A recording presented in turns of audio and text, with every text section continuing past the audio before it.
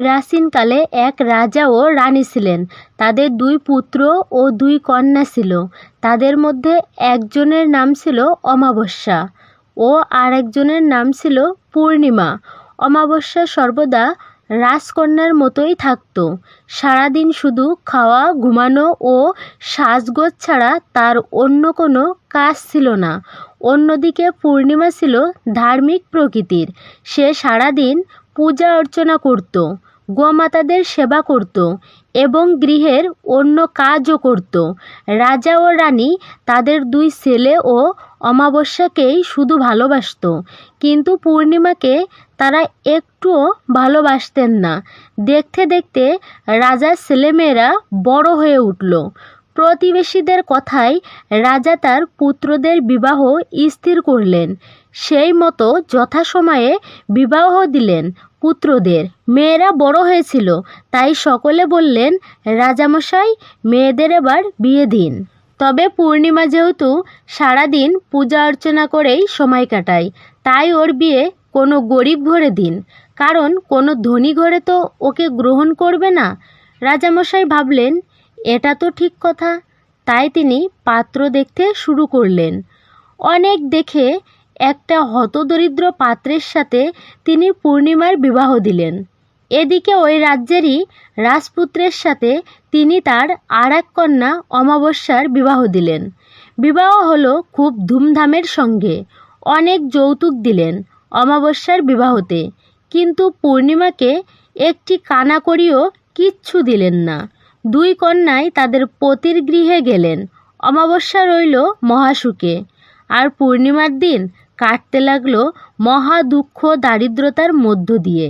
একদিন অমাবস্যা ঠিক করলো সে তার পতির গৃহে শিব পূজার আয়োজন করবে। মহা ধুমধামের সঙ্গে শিব পূজার আয়োজন করে সকলকে নিমন্ত্রণ জানালো, কিন্তু পূর্ণিমাকে নিমন্ত্রণ করলো না। গ্রামের লোকজন সকলে পূর্ণিমাকে সে কথা জানালো। পূর্ণিমা মনে খুব দুঃখ পেল, কিন্তু যেহেতু শিবের পূজা, তাই বিনা নিমন্ত্রণেও সে অমাবস্যার বাড়িতে গেল। অমাবস্যা তাকে দেখে তাচ্ছিল্য করে অনেক অপমানজনক কথাবার্তা বলল। পূর্ণিমা তখন মনের দুঃখে ভগবান শিবকে জানালো, হে প্রভু, আমি এত পূজা অর্চনা ভজন কীর্তন করি, তাও কি আমার দুঃখ কোনো দিন যাবে না? যাই হোক, এই ভেবে সে বোনের বাড়ি থেকে ফিরে এলো। একদিন সে ঠিক করলো সে বাপের বাড়ি যাবে। স্বামীকে জানিয়ে সে বেরিয়ে পড়ল বাপের বাড়ির উদ্দেশ্যে। পথে যেতে যেতে সে এক বুড়িমার সাথে দেখা হলো। সে বুড়িমা একটি চাতালে বসে আছেন এবং তার সামনে একটি তুলসী বৃক্ষ ছিল। সে বুড়িমা পূর্ণিমাকে বলল, তুমি কি এই তুলসী গাছে জল দিয়ে আমার এই চাতালটি একটু ধুয়ে দেবে মা? পূর্ণিমা বলল, হ্যাঁ মা, এক্ষুনি দিচ্ছি। সে তাই করল। বুড়িমা তাকে আশীর্বাদ করলেন। তাহলে এই বুড়িমা আর কেউ নন, তিনি ছিলেন স্বয়ং দেবী পার্বতী। যাই হোক, এরপরে পথমধ্যে পূর্ণিমা দেখল মন্দিরে এক বয়স্ক মানুষ ধ্যানে বসে আছেন। পূর্ণিমাকে দেখে বৃদ্ধ লোকটি বললেন, মা, তুমি কি এই মন্দিরে আসনটি জল দিয়ে পরিষ্কার করে দিবে? পূর্ণিমা তৎক্ষণাৎ তাই করল। বৃদ্ধ বাবা পূর্ণিমাকে অনেক আশীর্বাদ করলেন। বৃদ্ধ বাবা তিনি ছিলেন স্বয়ং দেবাদিদেব মহাদেব। এরপরে কিছু দূর গিয়ে পথমধ্যে পূর্ণিমা দেখল আবার এক বৃদ্ধা মহিলা বসে আছেন। সেই বৃদ্ধা মহিলাও পূর্ণিমাকে দেখে বললেন, মা, তুমি কি আমাকে একটু জল এনে স্নান করিয়ে দিতে পারবে? আমি তো নিজেকে স্নান করাতে পারি না, অনেক দিন স্নানও করি নাই। পূর্ণিমা তাই করল, জল এনে সুন্দরভাবে বৃদ্ধ মহিলাকে স্নান করিয়ে দিল। বৃদ্ধা মহিলাও খুশি হয়ে তাকে প্রাণ ভরে আশীর্বাদ করলেন। এরপরে পথমধ্য কিছু দূর এগিয়ে পূর্ণিমা একটি নদীর কাছে এলো এবং দেখল নদীর ধারে একজন মহিলা বসে আছে। সেই মহিলা পূর্ণিমাকে জিজ্ঞাসা করল, মা, তুমি কোথায় যাবে? পূর্ণিমা বলল, আমি বাপের বাড়ি যাব মা। পূর্ণিমা সেই মহিলাকে প্রণাম করে নদীর ধারে নৌকায় উঠে বসল। মহিলাটি তাকে অনেক আশীর্বাদ দিলেন। আসলেই তিনি ছিলেন দেবী মাতা গঙ্গা। এরপরে বাপের বাড়িতে গিয়ে পূর্ণিমা সকলের সাথে দেখা করে আনন্দ পেল। তার বৌদিরাও অনেক খুশি হলো, তাকে খাতির যত্ন করলো এবং পরের দিন বিদায়কালে পূর্ণিমার হাতে একটি ঝোলা দিল। ফিরে আসার সময় পূর্ণিমা যখন সেই নদীর ঘাটে এসে পৌঁছালো, তখন সেই নদীর ধারে বসে থাকা মা গঙ্গা তার হাতে একটি ঝোলা দিলেন আর বললেন, মা, এটি তুমি বাড়ি গিয়ে খুলবে। পূর্ণিমা এবার সেই মা কালীরূপী বৃদ্ধার কাছে এসে পৌঁছালো। তিনিও তাকে একটি ঝোলা দিলেন এবং বললেন, এটি বাড়ি গিয়ে তবেই খুলবে। এরপরে আবার একটু এগিয়ে এসে যখন সে মহাদেবরূপী বৃদ্ধর কাছে পৌঁছালো, তখন সেই বৃদ্ধ তাকে একটি পুঁটুলি দিলেন এবং বললেন, এটি বাড়ি গিয়ে অবশ্যই খুলো কিন্তু।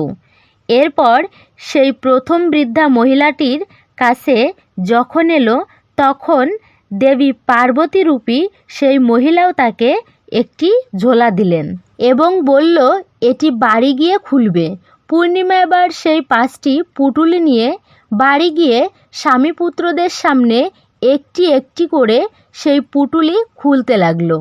প্রথমে তার বাপের বাড়ির বৌদিদের দেওয়া পুঁটুলি খুলে দেখল তাতে আছে খাদ্য সামগ্রী ও ধনরত্ন বস্ত্রাদি। দ্বিতীয় দেবী গঙ্গার দেওয়া পুঁটুলি খুলে দেখল তাতে মণিমাণিক্যে ভরা। তৃতীয় পুঁটুলি অর্থাৎ মা কালীর দেওয়া পুঁটুলিটি খুলে দেখল তাতে হীরা জহরত চুনি পান্না আরও কত কি। চতুর্থ মহাদেবের দেওয়া পুঁটুলি খুলে দেখল তাতেও ধনরত্নে ভরপুর। আর শেষে দেবী পার্বতীর পুঁটুলি খুলে দেখল তাতে সমস্ত রকমের খাদ্যশস্যে ভরপুর রয়েছে, অর্থাৎ তাদের আর খাদ্য ধন সম্পদের কোনো অভাবই রইল না। তারা হয়ে উঠল রাজার থেকেও বেশি ধনী। এবার সে তার বাড়িতে শিব পূজার আয়োজন করল। তার বোন অমাবস্যাকেও নিমন্ত্রণ করল। অমাবস্যা পূর্ণিমার বাড়িতে এসে তাদের গৃহে জৌলুস ও ধন সম্পদ দেখে অবাক হয়ে গেল। সে পূর্ণিমাকে জিজ্ঞাসা করল, কিভাবে এরূপ হলো? পূর্ণিমা সরল মনে সব খুলে বলল। অমাবস্যাও ঠিক করল সেও বাপের বাড়ি যাবে। যেতে যেতে পথমধ্যে সেও প্রথমে দেবী পার্বতীরূপী বৃদ্ধাকে দেখল। বৃদ্ধা তাকে দেখে বললেন, মা, তুমি এই তুলসী গাছে একটু জল দিয়ে দেবে? অমাবস্যা বলল, না না, আমি ওসব পারবো না, আমি কোনোই কাজ করি না। এরপরে মহাদেবরূপী সেই বৃদ্ধের সঙ্গে দেখা হলো। তিনি বললেন, মা, তুমি কি এই মন্দিরে চাতাল একটু ধুয়ে দিবে, পরিষ্কার করে দিতে পারবে? অমাবস্যা বলল, না না, আমি ওসব করতে পারবো না। এই বলে সে সেখান থেকে চলে গেল। এরপরে মা কালী, মা গঙ্গা এভাবে সকলকেই সে একই কথা বলল। তারা যে কাজই বললেন, সে বলল, না না, আমি ওসব করতে পারবো না, আমি অনেক বড় ঘরের মেয়ে, আমি রাজরানী।